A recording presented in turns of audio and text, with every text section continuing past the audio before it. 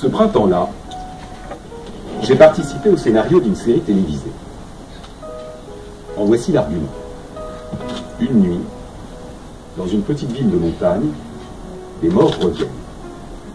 On ne sait pas pourquoi, ni pourquoi ces morts-là plutôt que d'autres.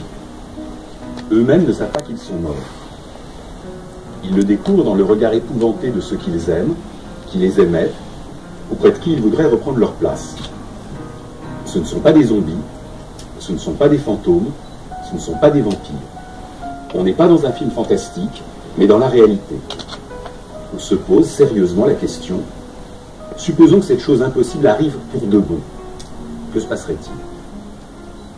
Si en entrant dans la cuisine, vous trouviez votre fille adolescente, morte 3 ans plus tôt, en train de se préparer un bol de céréales, en craignant de se faire engueuler parce qu'elle est rentrée tard, sans aucun souvenir de ce qui s'est passé la nuit précédente, comment réagiriez-vous? Concrètement, quel geste feriez-vous? Quelles paroles prononceriez-vous? Je n'écris plus de fiction depuis longtemps, mais je sais reconnaître un dispositif de fiction puissant quand on m'en propose un, et celui-ci était de loin le plus puissant qu'on m'ait proposé dans ma carrière de scénariste. Pendant 4 mois, j'ai travaillé avec le réalisateur Fabrice Gobert, tous les jours, du matin au soir, dans un mélange d'enthousiasme et souvent de sidération devant les situations que nous mettions en place, les sentiments que nous manipulions.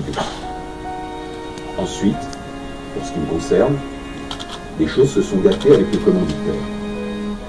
J'ai presque 20 ans de plus que Fabrice. Je supportais moins bien que lui de passer constamment des examens devant des petits jeunes gens à barbe de 3 jours qui avaient l'âge d'être mes fils et faisaient des mous blasés devant ce que nous écrivions.